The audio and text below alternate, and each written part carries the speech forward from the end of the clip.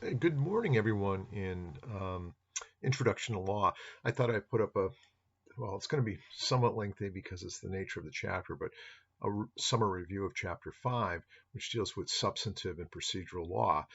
It's an important chapter. There's going to be a great deal of overlap with that chapter and the entire course of litigation. Those of you that are pre-law majors or legal studies majors are probably going to take litigation, so it's covered extensively there. It's an important chapter, but it's long and there's a lot of material in it. I urge you to break it up into sections, read and reread, but try not to get overwhelmed by digesting all that material all at once because it's difficult. There's a lot of stuff in there.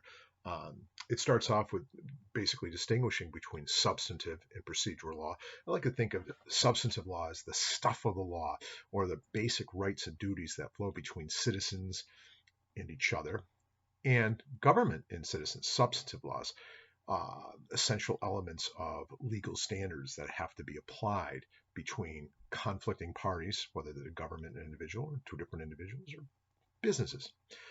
Most of us, when we talk about law, especially in an early introduction to being interested in law, we're usually talking about substantive practices, fundamental principles that apply and how they apply, and the elements thereof. Procedural law is just like it sounds. It's a little easier to distinguish procedural law because the name is very much indicative of what it is. It's the steps and procedures that we create in order to ensure that substantive rights and duties get resolved fairly, consistently, and predictably through a process. And both of them are very important to study. And those of you that are thinking about becoming paralegals or even attorneys, some of you are going to go on and do that. Um, Both are as equally important because if you don't know the procedural steps, how could you potentially defend or promote or advocate for the substantive rights of your client if you don't understand how to get there? And most of us have a sense of this person's been wrong or our client's been wronged or someone's suggesting our client's done something wrong and we want to defend them appropriately. But without knowing the process for defense or prosecution of a case, civil or criminal, we could become very, very much impaired. And paralegals and legal assistants do a significant amount of work in the procedural steps because a lot of it's about writing to the court, writing to the opposition about what should and ought to be done prior to actually having a trial to make sure it's fundamentally fair. And that's often in relation to the discovery practice, which I'll get into a second. But that's the basic difference between procedural and substantive law.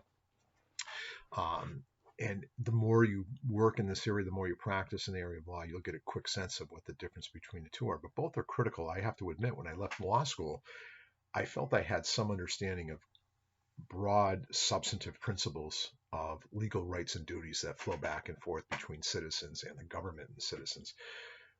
I had a sense from being taught in the abstract of procedural law, but I didn't know how it actually worked. How do I actually physically file a complaint if it's a civil case? How would I defend it through process if I was representing a defendant? That to me was a bit vacant, if you will, from my educational experience, and it was a learning process. And one thing I really got out of it was just how critical procedure is because you could be righter than right, but if you don't know how to proceed through the legal steps, which is what procedure means, you're going to really be hampered. And so that's why it's an important topic to be covered in this class or in any class related to legal studies. So next it gets into what's the difference between civil and criminal. A civil is often defined as those rights and duties that flow between individuals or citizens or companies and individuals, not so much the government. Got to be careful, and I don't like the book's sort of carte blanche dismissal of the government not being involved in civil claims because they are, because they often just don't arise to the degree of what we think of as criminality. But sometimes the government is involved in civil litigation. But for traditional purposes, the traditional definition are rights and duties flowing between individuals, citizens, and companies. Criminal law is that kind of law that deals with behaviors that are deemed to be harmful to society as a whole. Now, this is where it often gets confusing to people in my own practice, where, say, a domestic violence case, two friends get into a fight. The defendant punches his buddy. The defendant is charged with assault and battery. Well, as the case starts to proceed, sometimes the victim of the assault and battery will come into my office with the defendant. They're friends again, they resolve their differences, and the victim, the person who was assaulted, will say, I want to dismiss my case against my good buddy John here. We've made peace. And I'll say, well, that might happen, and you are the victim of the crime. However, it is the Commonwealth versus you, or it is the government that versus you, because the assault and battery that's alleged to have occurred is deemed harmful to society. And sometimes people have a tough time understanding that when they're the direct victim of the crime. But because it's criminality, it's deemed to have somehow violated our sense of a community standard and is harmful society as a whole. The other big difference is obviously the person or the entity that brings the action in the criminal realm is the government. That's why different standards apply. When the government wants to take away someone's money and fine them or take away their liberty, even more importantly, we have different expectations about the degree of proof and the procedures to ensure that innocent people aren't interfered with by what we think of as a tyrannical government that's out of control or doing overreach, because that's what the framers of our Constitution were dealing with in the early Revolutionary era, is trying to protect basic freedoms from overreach by government. So the difference between civil and criminal. Now we get into some other big distinctions. In criminal cases, the defendant usually faces some restriction on liberty or loss of money to the government.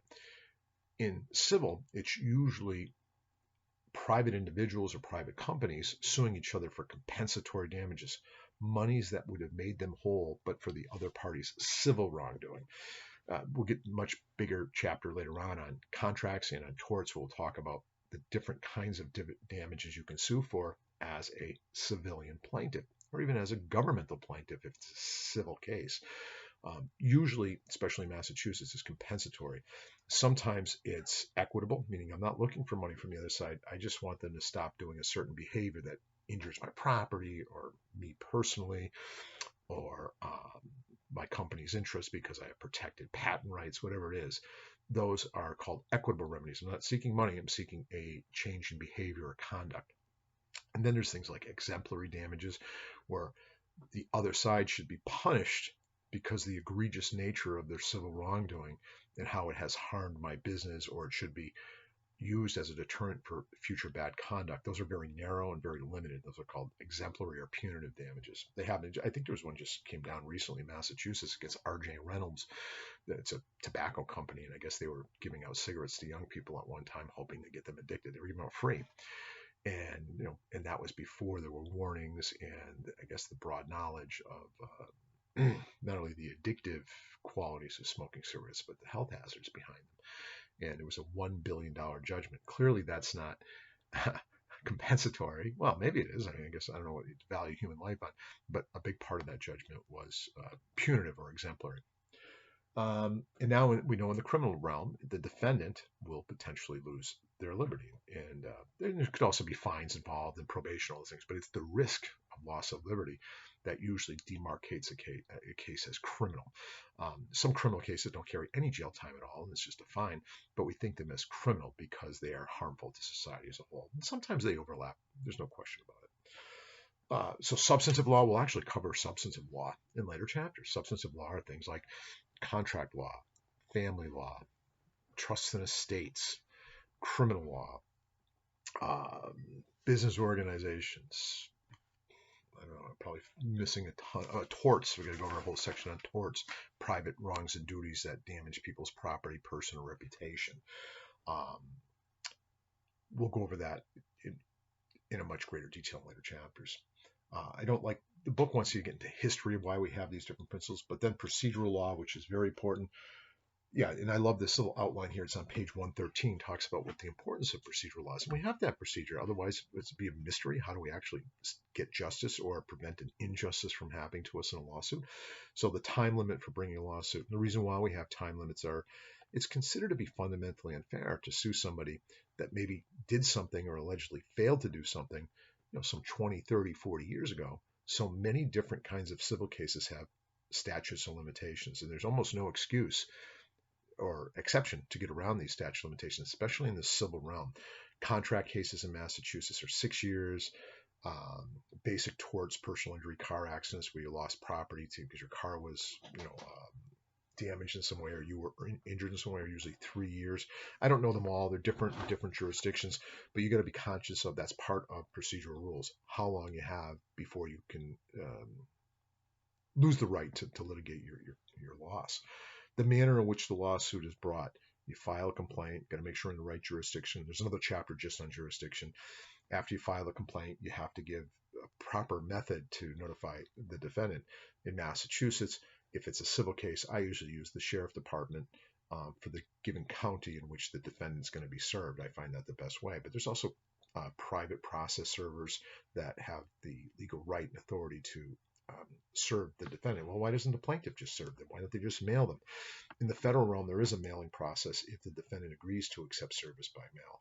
But we don't want the risk of failure to notify the defendant to allow for some kind of default judgment because they failed to react because maybe they didn't know.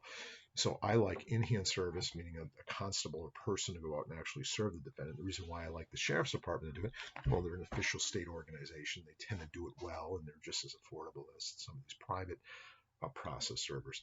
And we want them to be neutral too. So if the plaintiff were he or she themselves were responsible for going out and giving it to the defendant, there's an inherent conflict in the integrity potentially of saying, yeah, I made sure the defendant got it. I left it at their home and I, put it between their storm door and their traditional front door, or I handed them in person on this day and I signed an affidavit saying I did that. Wouldn't it be better if it was a neutral party that claimed to have done those things in an affidavit? So it's the proper method of service. We'll go over that in probably jurisdiction, but you'll definitely go over it in litigation class if you're taking. By the way, there are practice manuals out there. Those are intimidated by laws. I'll never be able to do this stuff. Corman's moving through this really fast. The book is very kind of vague and just basically introducing the topic. There are all kinds of practice manuals and templates, if you will, to show you how to litigate a case from beginning to end, regardless of what side you're on. And I wish I had known those things in law school, that those tools were out there, because sometimes you get something that's new or novel in the area of practice you want to do. You're like, how do I do this? What's the steps and how do I affect them appropriately so I don't lose the case? There are what's called practice manuals out there. I think I have one. There's a bunch of stuff on top of it. But I like using the Massachusetts Continuing Legal Education practice manuals. And I know there's some downstairs on my kitchen table called mass practice books that give you all the defenses and all the potential claims in civil. And it's just very, very helpful if you're intimidated by this process. Next thing you do is the types of information each party must release to the other. I'm going to dig into that much deeper. That's called discovery. And unlike movies and television, people don't come in with surprise witnesses or surprise documents that the other side didn't think. I mean, there's sometimes unexpected pieces of information that come in because of the nature in which it came about or known to the other party, maybe right in the course of the middle trial. But that's for television and for drama. The real world is we actually have an ability, and required really in the federal system, to exchange all the information that the other side might need or want to need or could potentially help their case. And the same that the other side has to supply to us, but we have to request it and we have to make sure we document it. And by doing that, we know what to expect at trial. And that's why most cases settle. Good law firms and attorneys and paralegals exchange all this information willingly. Well, they have to if it's requested. And by doing that, you kind of see what the other side's case is. They see what your case is. You see what the testimony is likely going to be from the plaintiff and the defendant and the witnesses. And by seeing both sides, it weeds out a lot of the contentiousness of the case, and you see who's likely to win, and it helps facilitate settlement. Next one is the procedure at trial, which will go in much detail. The evidence that can be introduced at trial. You get a lot more out of the litigation class, but not everything you think you want to bring in can be potentially brought in against either party. A lot of people say, well, I heard they said this to the person. Or you bring in a witness, goes, yep, I know exactly what happened that day. And they say, well, what did you see? He goes, well, my wife told me she saw it. Well, that's hearsay, and hearsay is usually not admissible. Evidence has to have what we call integrity. I should actually leave the term for it. That's the best term for purposes of review. You don't want people to lose a case based upon speculation, based upon conjecture, based upon invalid science, or what we call junk science in law. Those of you that practice for a while, some of the things about the cell towers, they would say, well, so was in a very specific area because of cell tower. Now that is accurate, but for a while, the determination that someone's person with their phone must have been in a certain area. Some of that evidence that was initially put into courts in the 1990s was junk science. It was just pure speculation. Sometimes fiber science, like, I looked at this rug fiber that was found in a defendant's I don't know, shoe, and it was consistent with the rug fiber that was at the victim's home. Well, consistent with what? Does that exclude all other carpets? How rare is that fiber? Distinguishable from other fibers? Sometimes people will try to testify and say they're experts in certain areas, and they may not be expert at all, but also the science they use, maybe not science at all, but just pure hocus pocus nonsense. And that's a critical thing about what evidence can come in and what can't. Get a little deeper in a second. And then the last one, the method for appealing a decision. I didn't go through the process of the trial. Well, I guess the procedures of trial, the different steps, and we will go over that in a minute. And then the method for appealing a decision, and that's called appellate procedure. So the book usually comes down to types of procedural law. There are 4 major types, right? You should know this for end of chapter questions or potentially a quiz, right? The rules of civil procedure. Those are the individual rights and claims that we have as a society that we might be able to sue or be sued over. What are the steps? What are the processes? And then there's criminal law. Some of these principles actually overlap to some degree, but how does a defendant get charged? What's the process? Do they get held prior to trial? What evidence needs to be disclosed? All those things relate to criminal procedure. And then there is rules of evidence. The rules of evidence are sometimes different depending on what stage of the litigation you are. If you do criminal motions, hearsay is actually admissible in a motion, but not at a trial. And then there's all kinds of exceptions to the different rules of evidence. In fact, I've been practicing now this is my 30th year being an attorney, although I'll probably make this video on for the next 10 years to save time. Hopefully things don't change too much. But in the 30 years of my practice, it's something that you constantly have to keep up with because there's always the issue. How do I get these cell phone records in, or how do I keep them out? How does somebody prove that the thing that was sent in a text actually was sent by that individual and not simply by their phone that somebody may have had other access to? All of those things are very, very challenging for both sides in any kind of litigation to determine what should come in and what shouldn't come in, what's fundamentally fair and what's not, without prejudicing unfairly one party or the other. I don't do divorce law too much anymore, not at all, I hope. And I know I teach family law. Some of you have me with that this very semester. But in family law, when there's disputes about child custody, people want to bring in all kinds of information from Facebook, I guess, or other social medias that maybe show the lack of parental appropriateness from one party to the other. And the question is, well, one is, should that even be allowed in? Is that really the person? What does it really depict? And then there's issues of context. I mean, were they in the care and custody of their children at the time those things were allegedly posted on these different forums? So there's a lot of issues with evidentiary ruling. It's always changing, always evolving, and it's probably the one thing that I constantly try to improve on. I was about to reach up and grab one of my books that's on top of my little on my big desk right here, because that's something I'm constantly referring to is how do I get in evidence? How do we keep out evidence in a trial? And so the rules of evidence, and then the rules of appellate procedure, which are kind of technical, but they make sense if you start analyzing, like the reasons why. If you're trying to make policy or in the government in some way, some side wants to appeal. What do they have to do? What do they have to amass? What do they have to help facilitate the appellate judges to understand what happened previously and what the nature of your beef is? Why is it that you think the trial court did something wrong, usually with an error of law, not a factual finding? And how do you present that information in a logical, consistent way that other attorneys have to do? Most attorneys that do appellate work, that's just what they do. They do appellate work because it's so specialized in terms of its procedural standards. And the same as if you don't do appellate work, you tend to shy away from it. I've done a couple of appeals just simply because I had to when I practice, and I had to learn all these rules about how you write an appellate brief, the timing that it has to be presented.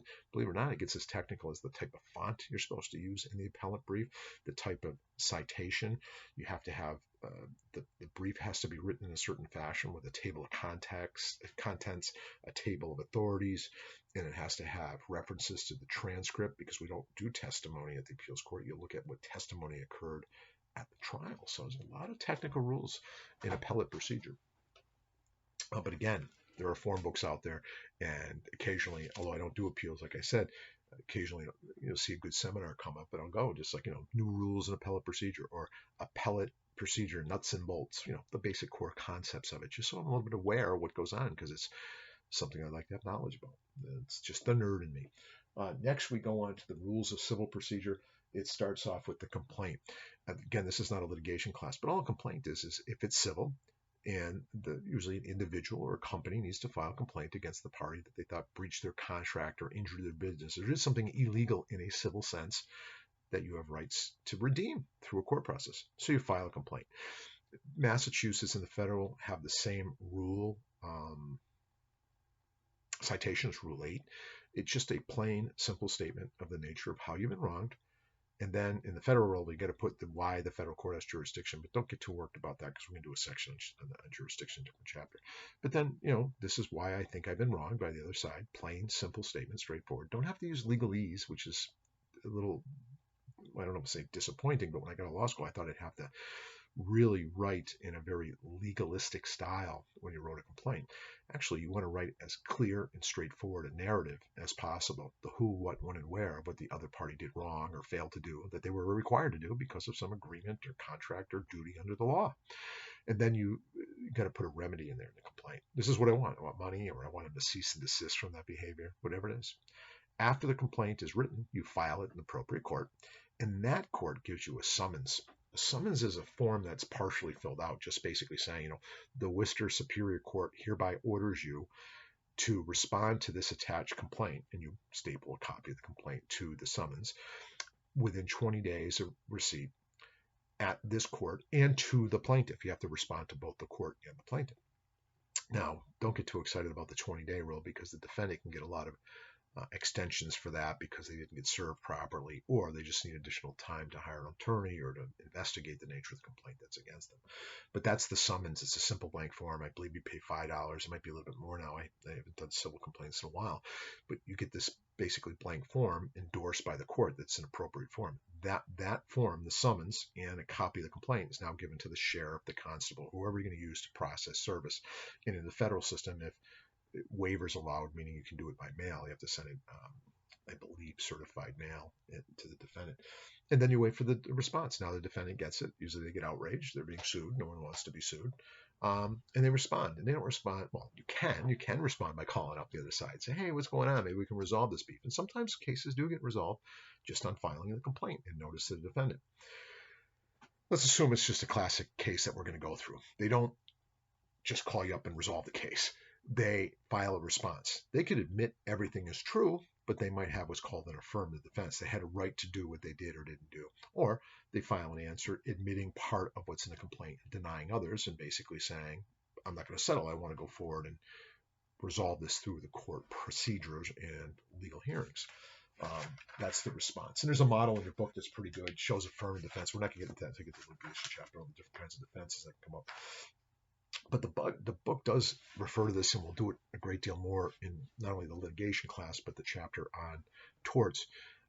There's a growing trend to take your case out of the traditional court process and go to alternative dispute resolution. There are two major ones. One is go to arbitration.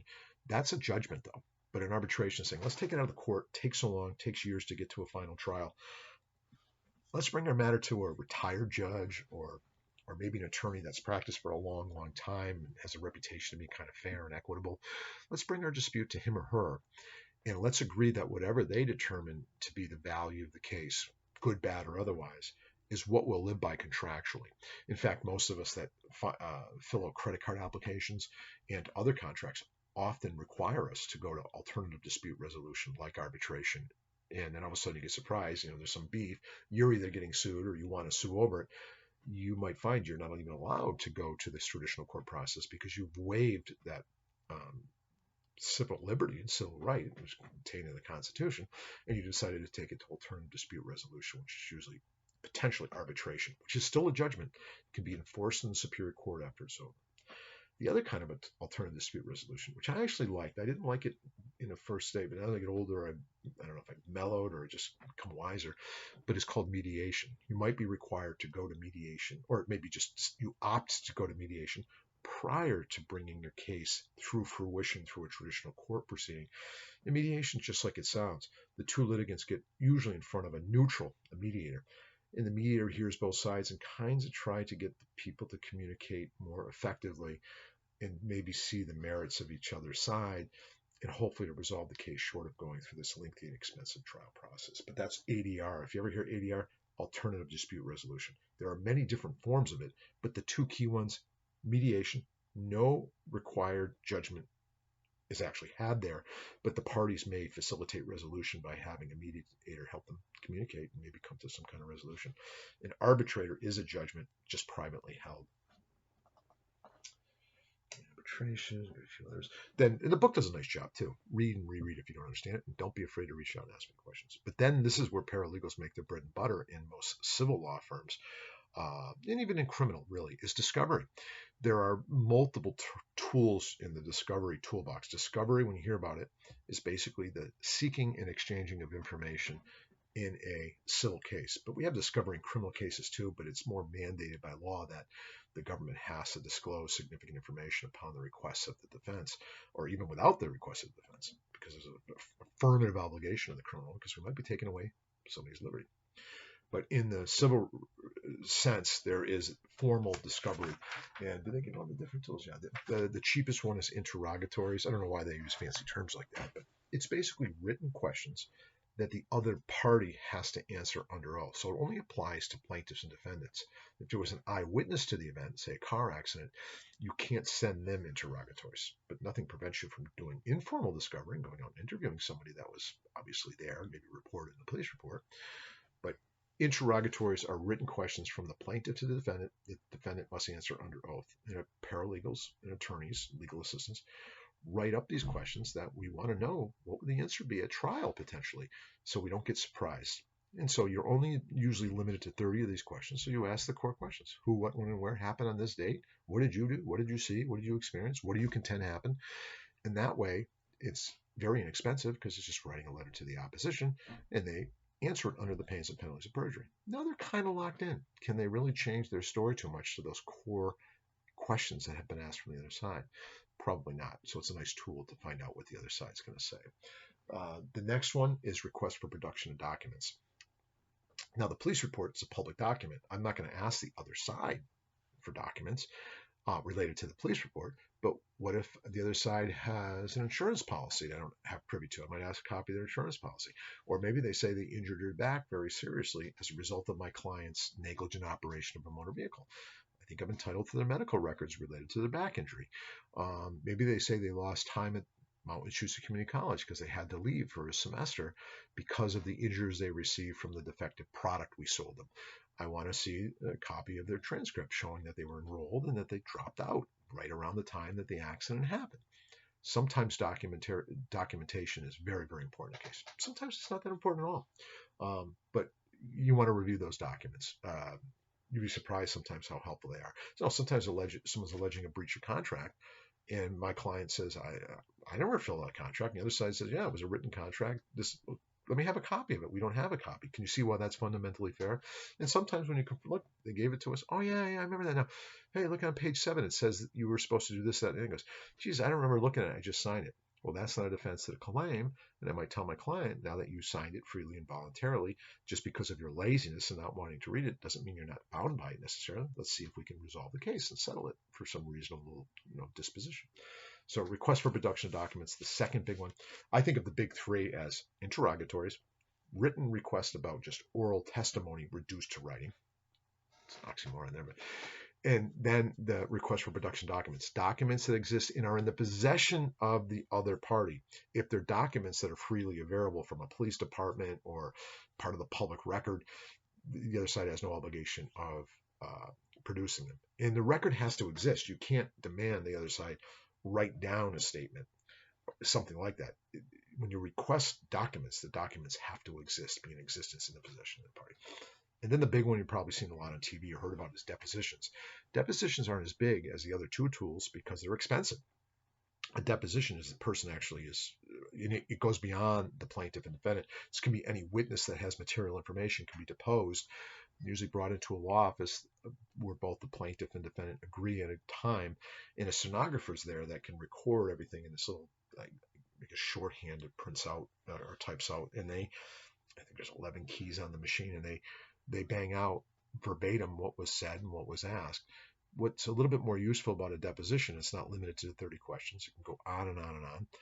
It can go a little bit beyond what you think is directly related to the case, because it could lead to information and it can go to people's credibility. So it's a wider discovery tool. But guess what else you get to do? You get to sit there and look at the other person as they're answering questions, formulating their answers. Do they seem truthful? Do they seem angry? Are they likable? Are they credible? We all make those judgments, and you start saying, well, this person's going to appear well before a trial judge or jury, or they are, they come across as obnoxious or unlikable or dishonest. That's going to be part of the evaluation both sides have been making during a deposition. But they are expensive, so they're not done in, less significant cases, because you're going to eat up all of the outcome through the discovery process. And then they have the other ones like physical evidence, like my client's arm got ripped off by a lathe at such and such an address. The lathe is huge. I don't have any access to it. I can actually go and have physical inspection of that lathe with, I have to give the other side notice that I want that. And if they object, they have to have good reasons why I can't, because that's the subject of the law suit, is whether or not the lathe was appropriate safety, design and mechanism, things like that. The physical examination is sometimes there too. The plaintiff saying they injured the back severely as a result of the accident, and have, bulging discs or whatever it is. I don't necessarily trust their doctor as being the most objective and fair, or maybe even competent. So I want to have what's called an IME, an independent medical exam. I used to call them insurance medical exams because they're usually favorable to the insurance company. But examinations can be critical and can be reasonably requested. Genuineness documents, that's not, I don't think that's that critical, but you can ask for copies, but at trial you need to know that there's a thing called the best evidence rule. You should only use originals unless you get agreement from the other side. Sometimes you can't find an original, all you have is a copy. That's one of the pre-trial steps you'll do. You're saying, Judge, I really think this document is going to be critical for the jury to see. I don't have an original copy. I'm fearful that the opposition is going to object. I want to resolve it now, so there's no surprises what's coming in and what's not coming in at trial. And that's one of the things that surprises people. We hash out all these arguments over evidence and what can be used and not used, usually long before trial, so we don't waste our time arguing over what's going to come in, who can testify, who can't testify. That should all be hashed out as much as possible before the actual trial. They're called pre-trial motions. I'm about to get into it. Oh, request for admissions. That's a nice tool. Basically, it's statements you give to the other side, and they either have to admit or deny. Sometimes I say we can either admit or deny because there's not enough information in the statement, or we can admit portions of it but deny other portions of it. It's a nice tool just to get people locked into what they're likely to say at trial. Now, motion practice. Now, if we're talking about civil procedure, one of the big motions is called the Rule 12b6 motion. I'm not going to get into great detail, but you're basically filing a motion to dismiss, saying this claim can't go forward because there's something defective about it. Maybe that's past the statute of limitations, or maybe they're in the wrong jurisdiction. Or maybe they're just suing over something where you have no right to sue over. It's called lack of stating a claim upon which relief can be granted, because there's just no legal recognition to sue over that kind of a claim. It's just not legally valid. And you can also do a motion to make the complaint more definite. I've done that once when I used to do a lot of civil work. Sometimes you get a complaint, and you read it and you say, I'm not quite sure what they're saying in the complaint. It's just so poorly written, or so technical, or too filled with legalese, that I don't think I can really defend it because I don't know what the heck they're saying. Very rare, but it does happen, and you can actually file a motion for a more definite and certain statement from the plaintiff's complaint. That's an example there. Motion to quash service of process. The process wasn't done appropriately, didn't use a sheriff or constable duly authorized in law. Although my client got it, I want it quashed and make them do it all over again. Kind of form over substance, if you ask me. Motion to expect, motion for mental physical examination, motion to compel. This happens a lot. Hey, I asked the other side for a copy of their statement that they wrote to their insurance company. They haven't given it to me, and I don't know why. They don't have a good excuse. So I go to court demanding that the other side produce that document. And they might have a defense to it. Maybe there's private information about other medical procedures they've had in the past and it violates their privacy interest. Then the court may make a ruling that portions of the record might be able to be redacted or blocked out so the other side can't see it. Motion for sanctions, that's when you ask for money from the other side because they're purposely not sharing information that's required, or they're doing some kind of misconduct that's designed to basically deny your access to justice. And then motion for summary judgment. This is a little bit overplayed, I think, in the system. Motion for summary judgment, the bottom line is what it means is I'm going to make an argument that we all agree what happened factually. There's no factual dispute. Plaintiff and defendant think A, B, C, D, and E happened in that order and in that way. Therefore, the only thing we have to resolve at trial is how the law should be applied. Therefore, all we need is a judge to do summary judgment.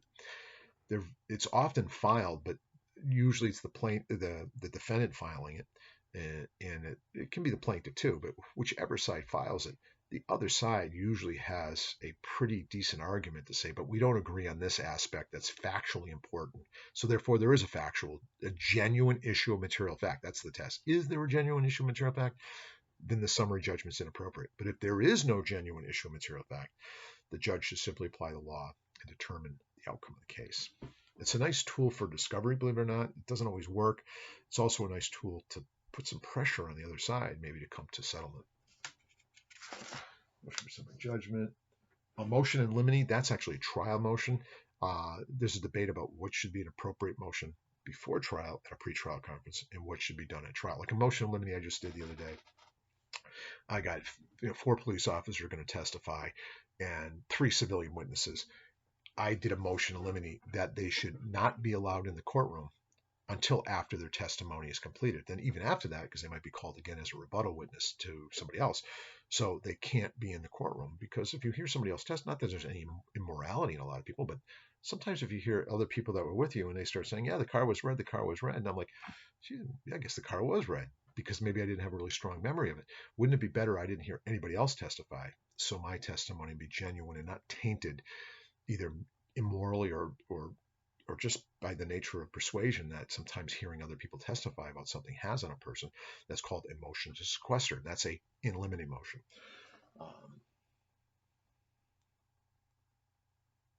Sometimes there's also, though I do a lot of OUI cases, operating under the influence, there's something called a horizontal gaze nystagmus test, where a police officer will ask you, a potential defendant, to follow with their eyes a pen or a light.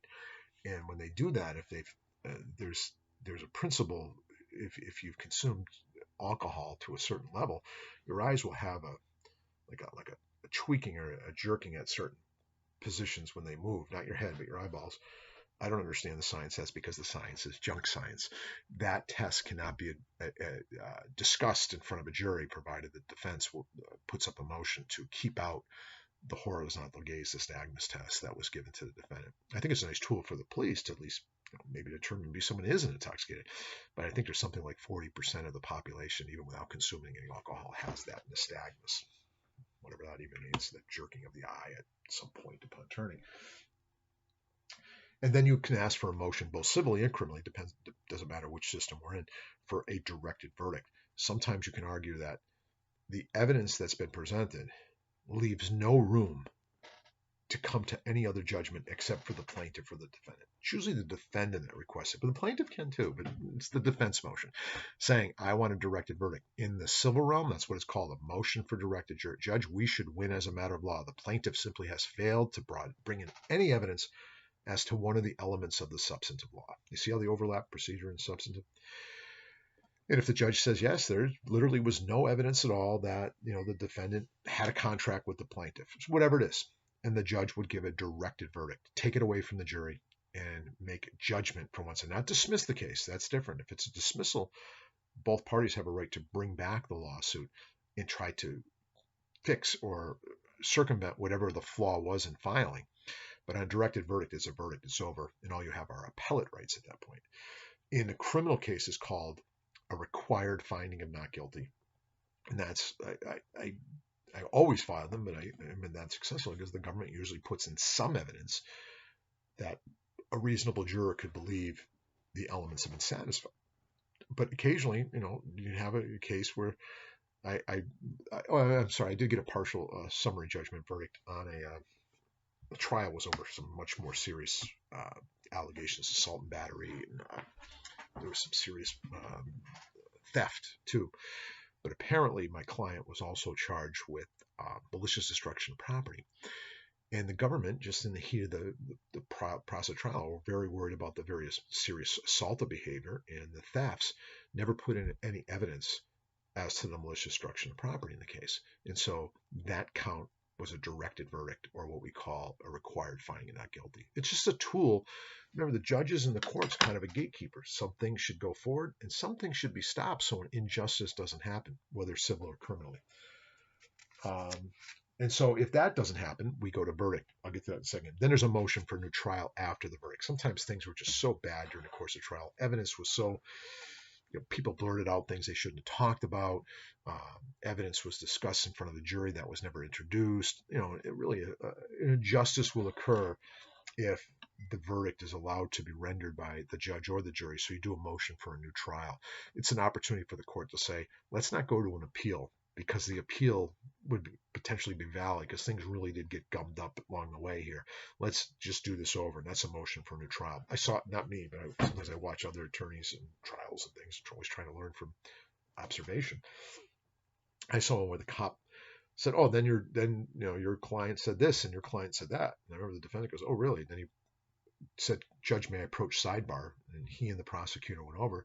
Next thing you know, the judge dismissed the jury, dismissed the case, and told the Commonwealth they could refile. And the reason why he did that was, you're supposed to exchange all this information ahead of time, and now this police officer is offering new evidence that the defense was not aware of, and that's a fundamentally flawed trial. And so what's the remedy right in that moment? To declare a mistrial and grant a new trial. Mistrials happen a lot. Just trials are not that easy. Surprises happen, goofy things happen, and in order to maintain the integrity of the justice system, a mistrial is often declared and a new trial is granted. A motion for the trial is granted. Now, if there is going to be a trial, the stages of the trial versus voir dire, it's a French term. I don't know why I know that, but voir dire is to ensure the integrity of the objectivity and appropriateness of a juror to sit and hear a case.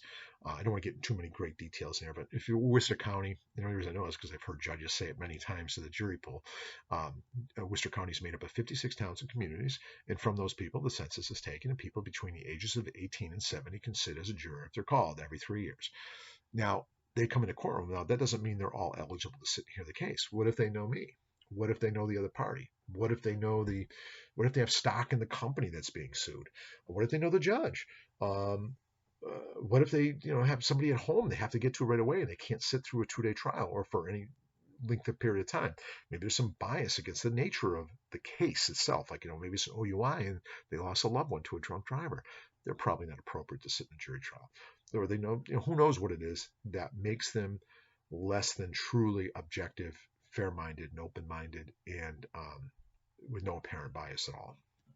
No apparent, we all have biases and things like that, but something that's really palpable that creates a problem. So that's the voir dire process. Sometimes it can take a long period of time in a very serious case to weed through all the potential jurors to make sure, especially if there's been a lot of pretrial publicity about things. So that's voir dire. Now we have a jury. Those of you really curious about the litigation process, we usually sit an extra juror in the district court. District court has 6 people on a jury trial and usually sits 7 because it might go 2 days. And during the course of that, somebody just doesn't come back or emergency or dies, some freak thing. And we want the thing to come to conclusion. We don't tell.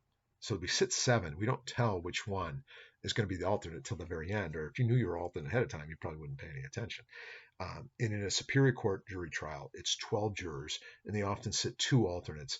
And they don't know who the alternates are. Like there's 14, and at the very end, after you think, I heard this whole case, I'm looking forward to going to deliberate with my other jurors, and all of a sudden your name gets pulled out of literally like a bingo turning box, and they pull your juror 1-7. You are an alternate, and you go to a different room, and you don't get to participate in the jury deliberations. But okay, look, now we have a jury impaneled. I'm going to take way too long in this video. I apologize, but we have a jury impaneled. Now there's opening statements. In a civil case, civil rights and wrong, I always go breach of contract case or a tort auto case where there's some auto damage and a neck injury. The plaintiff goes first. Opening statements are not evidence. Opening statements are the attorney or the plaintiff, they don't have to have an attorney, gets up and said, this is what I expect the evidence will show at trial. I expect this testimony from this person. I expect this document to show this. I expect this document to show that. And in the end, ladies and gentlemen, jury, after you see and hear all of these witnesses and review all these pieces of physical evidence, I'm going to ask you to return a verdict in my client's favor. Then the defense in a civil case gets up and does their opening statement if they want. They say, wait a minute. My opposing counsel paints a pretty sweet picture about what they expect to show, but it's going to be very different. We're only going to have this witnesses that's going to testify to this, and they're credible and don't have a bias. Basically, you're showing coming attractions to a movie, and both people argue a little bit about what it will actually entail. This is a very word of caution here as a practicing attorney is don't promise too much, or don't promise what you can't deliver, because jurors remember things. You said you were going to be able to show this, and this person was going to testify. They didn't even show up. And so you can be very cautious in opening statements, but it's not evidence. And I even tell the jury, ladies and gentlemen, jury, no matter how gifted my opponent is in his opening statement, no matter how persuasive, it is not evidence at all. The only thing that's going to be evidence is those things that come from the testimony of the witnesses that take that stand. No matter how artful and no matter how creative my opponent is in asking his or her questions, it's not evidence. Only the answers are. Sometimes you get crafty attorneys and they get very persuasive in those opening statements. You got to be careful. And a judge will warn the jury about that too. So those are opening statements. You don't have to give an opening statement. I think it's a great idea too, because like a good coming attraction, and I've seen this happen before, where I've talked to people before and goes, yeah, after I heard the plaintiff open, I said, the plaintiff's got a really good case. They're going to win. Boy, then I heard the defense get up and give their opening statement, the civil case. And they goes, oh, I'm not so sure. I think they might win. That's why it's important to give a good opening statement, because it can have some sway in what's going on. That's civil. In criminal, the government gets to go first. They get up and they do their opening statement. Then the defense does their second. So it's similar in civil and criminal at the start. Those are opening statements. And then we do the trial. If it's civil, the plaintiff in the civil case calls their first witness, or their attorney does, and goes through each of their witnesses. After the witness is done with direct testimony, the defense has a right to cross-examine, poke holes in either their validity or honesty or their ability to perceive the events. And after the plaintiff goes through all their witnesses and they all get cross-examined, then they rest. After they rest, the defense can ask for a directed verdict. If that's denied, which it usually is, the defense can put on a case if they wish to. They don't have to, because they don't have to prove anything in a case unless there's an affirmative defense, which we'll get to in a later chapter. They have nothing to prove. It's the plaintiff that has to prove the elements of the case. But in a civil case, it's a very low standard, and that's one of the other differences between a criminal and a civil, is in a civil case, the plaintiff has to prove their case by a preponderance of the evidence. That's more likely than not.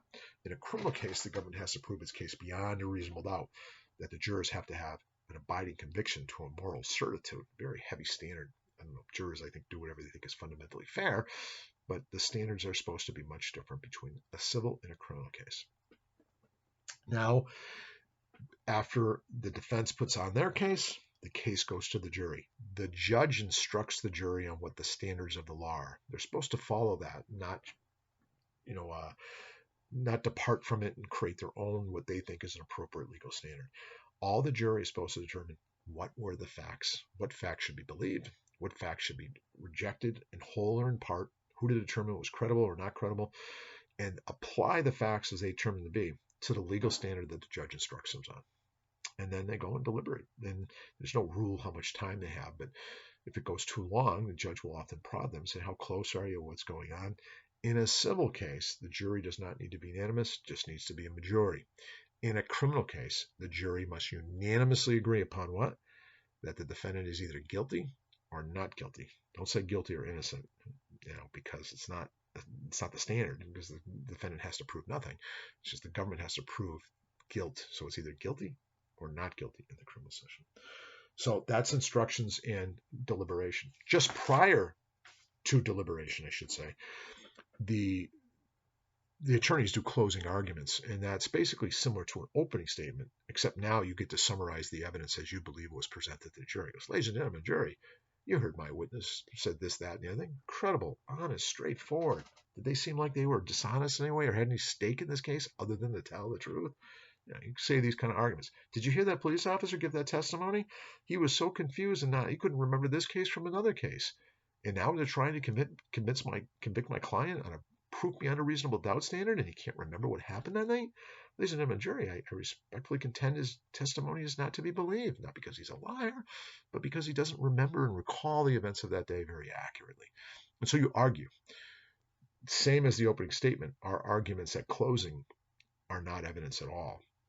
They are just our way trying to be persuasive. And I'm very cautious about trying to push too hard on what the jury should believe or not believe if if the story didn't come out that way. I mean, jurors aren't foolish. They know what they heard and saw, and it's the same thing I heard and saw. So I try to argue within the bounds of what's reasonable, because I think if you argue outside that bound, you're going to help lose the case if you haven't lost it already. And then the verdict. The jury goes and deliberates. They come back with their verdict, which is a very exciting time. Sometimes I watch other, I hear, hey, a jury's coming in, such and such. They deliver a verdict after this 2-day trial, and I'm just in the hall waiting for my cases to be called or whatever it is. I'll go running in and watch it. I have nothing to do with this case. It's nothing to do with me.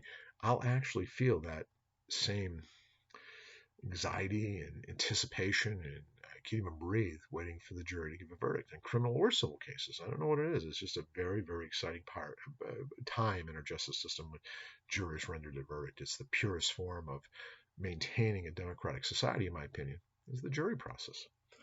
Now, rules of evidence. Boy, this video is going to be long, and I apologize. Don't watch it all at once. Break it up. Don't watch it all if you don't like it, but it's here to try to hopefully summarize the things that are critical from the chapter. The rules of evidence. Evidence must be relevant. You can't bring in evidence of all kinds of issues that are what we call red herrings, and that's what we'll say. Objection. What's your objection? Evidence is immaterial and irrelevant. Relevancy relates to the nature of the cause of the events of the case. Materiality goes to the substance of the case. They're often deemed as overlapping, and for purposes of a survey course, you might as well treat them as interchangeable. Relevancy and materiality.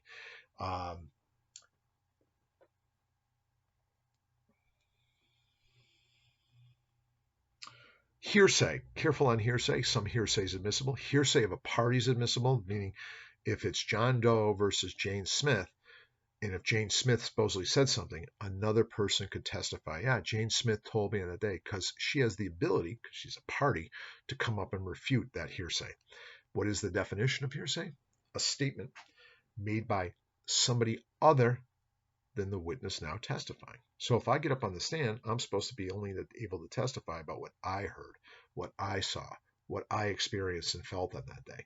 I'm not supposed to get up on the stand and go, yeah, my brother told me he heard. My brother told me that's totem pole hearsay, because now it's not even what he saw, heard, or experienced. It's what he heard from another person.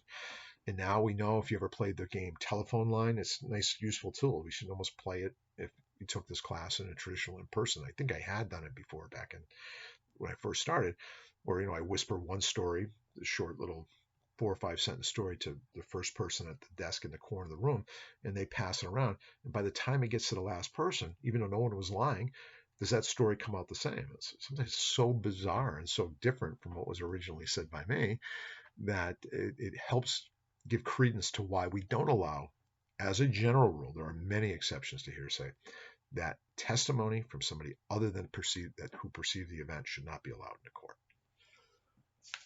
And there's many, many exceptions to hearsay. And then there's privileges. Like if somebody asks me, well, what did you say to your doctor? Unless it's material to the outcome of the case, that could be a privileged communication. And there are multiple ones. There's also the Fifth Amendment privilege. Hey, if I answer that question, I could incriminate myself. That's the Fifth Amendment privilege, to remain silent if the information could be damaging to you, potentially with a criminal charge. And then there's priest penitent. So if you and your religious leader, it doesn't have to be priest, but a religious authority in your faith, those communications are deemed privileged. They can be waived by the person that holds them, you, the witness, but they are deemed privileged. Husband and wife have privileged communications between them. It's communications, not action. I saw my husband do this. That's not privilege. But my husband told me this. That's privileged communication. It doesn't come in. A lot of people think there's a parent-child. There is not. Parent and children can testify against each other about what was said. And I don't know all the other privileges off the top of my head, but there are many. Rules of appellate procedure, and those are very technical. I'm not going to get too deep on those, but generally speaking, you have a timeline. You lose, you have to file within a certain period of time. You usually have to wait until after verdict. Sometimes you can do what's called an interlocutory appeal, like meaning in the process of that case, you filed some motion, the motion was disallowed, you think it's critical to the outcome of the case. You can appeal now, even though you haven't had your trial yet, over that narrow issue of a motion not being allowed early. It's called an interlocutory appeal while it's pending. Most sometimes the appeals court say, well, it's not ripe yet, meaning they want a verdict because no injustice has occurred, because you might still win the case. So after the case is over, you can appeal, but what do you usually have to cite? This is critical. A lot of students don't get this. You have to cite an error of law. You can't say, I can't believe the jury thought my client robbed the bank, or I can't believe the jury thought my client punched the other individual, or I can't believe the jury thought my client breached the contract. It has to be in a legal standard. The judge instructed the jury the wrong way on what an assault and battery actually is, or the judge wouldn't have let that witness testify because they weren't on the original witness list, but they were critical to the outcome of the case, and they were only discovered 3 days before. And the other side's really not prejudiced, but he felt or she felt that the witness should not be allowed to testify because the other side wasn't given notice much earlier in the case. I'm not saying the judge was irrational, but maybe the appeals court might find that's an error of law because one party was duly prejudiced too harshly as a result of the evidence not being allowed in, and some flexibility maybe should have been given. So appeals are much more narrow. Otherwise, we'd appeal every single case we lost. We only appeal cases where we can cite validly, ethically, that there's been an error of law. Something was allowed inappropriately, or some standard was given, or some expert wasn't or shouldn't have been allowed to testify what they would, or the science that was used in determining my client's DNA at a site was junk science, it was guesswork, things like that. My coffee is ice cold. So the ethical considerations are always paramount in any case you do. Now I'm just looking at the chapter summary, key terms in case I missed stuff. Again, it's a summary. I'm obviously going to miss stuff. Otherwise, I'm reading it to you verbatim.